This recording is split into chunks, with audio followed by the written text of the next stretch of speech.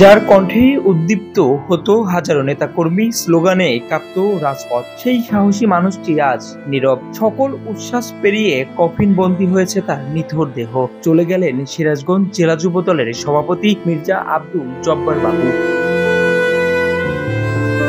শনিবার ভোররাতে রাজধানীর স্কয়ার হাসপাতালে চিকিৎসাধীন অবস্থায় শেষ নিঃশ্বাস ত্যাগ করেন তিনি। 2 মাস আগে জটিল রোগে আক্রান্ত হয়ে সিরাজগঞ্জ নর্থ বেঙ্গল মেডিকেল কলেজে ভর্তি হন মির্জা বাবু। পরে অবস্থার অবনতি হলে 23 জানুয়ারি রাজধানীর স্কয়ার হাসপাতালে ভর্তি করা হয় তাকে। সেখানেই চিকিৎসাধীন অবস্থায় মৃত্যুবরণ করেন এই যুবনেতা। সিরাজগঞ্জ শহরের হোসেনপুরে জন্ম নেওয়া মির্জা বাবুর মৃত্যুকালে স্ত্রী ও 2 সন্তান সহ অসংখ্য গুণগ্রাহী রেখে গেছেন।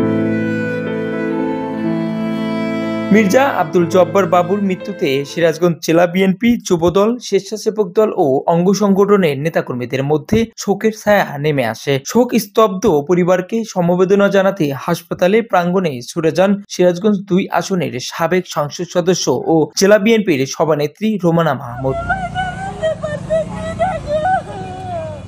বিভিন্ন মাধ্যমে শোক প্রকাশ করেন বিএনপির কেন্দ্রীয় ও স্থানীয় নেতারা। পরে লাশবাহী গাড়িতে জন্মভূমি সিরাজগঞ্জে আনা হয় মির্জা বাবুর মরদেহ। এ সময় শেষবারের মতো তাকে দেখতে আসেন রাজপথের সহযোদ্ধা, বিএনপি ও অঙ্গ সংগঠনের নেতাকর্মীরা। এ সময় তৈরি হয় আবেগ ঘন মুহূর্ত।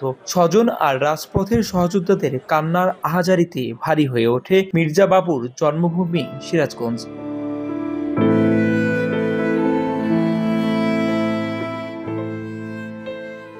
রাত 10টায় শহরের ইসলামিয়া কলেজ মাঠে তার জানাজা নামাজ অনুষ্ঠিত হয়। জানাজায় অংশ নেন বিএনপির স্থায়ী কমিটির সদস্য ইকবাল হাসান মাহমুদ টুকু ও কেন্দ্রীয় যুবদলের সভাপতি আব্দুল মোনায়েম মুন্না। এ সময় স্মৃতিচারণ করতে গিয়ে আবেগপ্লুত হয়ে পড়েন তারা। আজকে আমার মনে হয়েছে যে আমার একটা পাঁজর ভেঙে গেছে। এই দীর্ঘ 16 বছর আমাদের সংগ্রামে অগ্রণী ছিল বাবু। আমি যেখানে যে কোনো কাজে দিয়েছি বাবুকে, আজকের সাথে কাজ দিয়েছি, বাবু মনে ফেল করে নেই, সব কাজ করেছে। আমি একটা সিরাজগঞ্জের আদর্শ রাজনৈতিক কর্মীকে হারানো।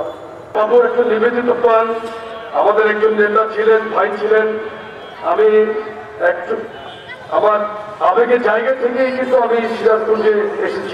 মির্জা বাবুর অকাল প্রয়াণে শোক স্তব্ধ স্থানীয় নেতৃবৃন্দ। জেলার শীর্ষ নেতারাও বলছেন মির্জা বাবুর শূন্যতা দলের জন্য অপূরণীয়। বাবু একদিনে তৈরি হয়নি। বাবু তিল তিল করে যেভাবে নিজেকে তৈরি করেছে, এরকম বাবু আর আমরা আগামীতে পাবো কিনা জানি না। অপূরণীয় ক্ষতি হলো মির্জা বাবুর এই অভাব আসলে কোনোদিনই পূরণ হবে না।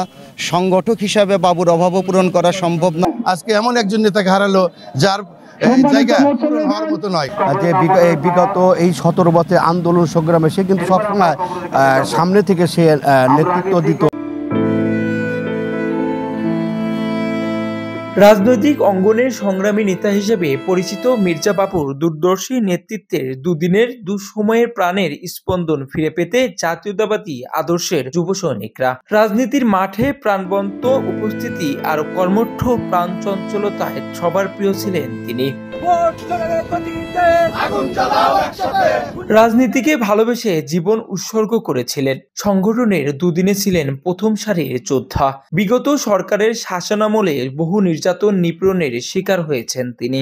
রাজনৈতিক মামলায় বেশ কয়েকবার কারাগারেও যেতে হয় মির্জা বাবুকে। হ্যান্ডকাপ হাতে মায়ের জানাজায় অংশ নিতেও হয়, তবুও দমে যাননি। সরকার পতনের এক দফা দাবিতেও হরতাল, অবরোধ, মিছিল, লিফলেট বিতরণের মতো সকল কর্মসূচিতে সক্রিয় অংশগ্রহণ ছিল তার।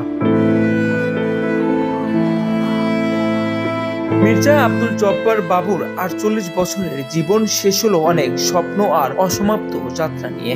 সিরাজগঞ্জের স্থানীয় রাজনীতির স্মৃতির পাতায় অম্লান হয়ে থাকবেন যুবনেতা মির্জা আব্দুল জব্বার বাবু। Sirajganj Times news desk.